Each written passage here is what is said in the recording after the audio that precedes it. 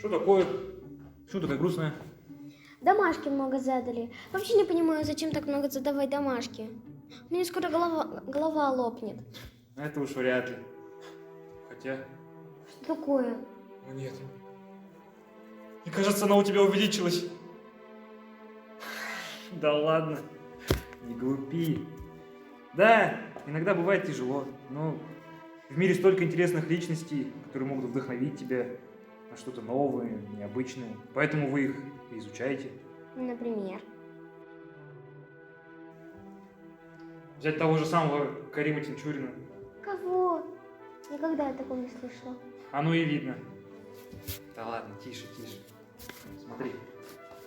Как и любой великий человек, Карим Галиевич был хорош во всем. Он был и талантливым драматургом, и режиссером, и педагогом, и делал много хорошего для общества. И у него все сразу получилось? Конечно, нет. Он много учился и дома вместе с мамой, и в медресе Мухаммадия. Но потом в 1905-м случилась революция, и его, как и многих других учеников, просто выгнали. Это в какой-то степени дало Тинчурину толчок. Он работал где только мог. Был и лесником, и сельским учителем, всегда оставался среди народа.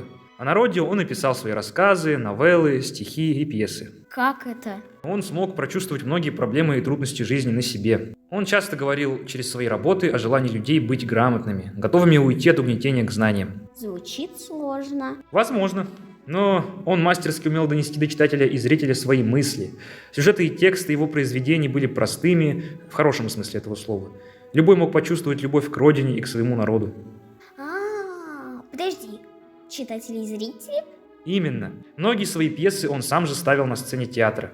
Знакомые каждому ситуации, красивые народные песни и мелодии. Он любил свои произведения как собственных детей и делал все, чтобы зритель ощутил историю так, как сам Карим Галиевич ее переживал. Кстати, помнишь, как мы ездили в Казань? В театр имени кого мы ходили? Карима Тинчурина? Сначала он сам был актером в первой и единственной в то время татарской театральной группе. Потом он стал руководителем и режиссером новой государственной труппы.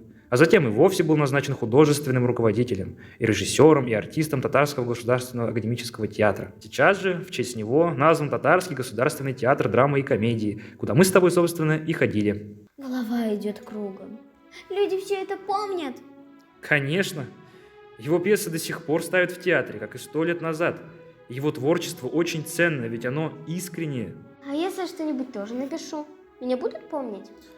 Главное, чтобы это попало в сердце твоих читателей. И что для этого надо сделать?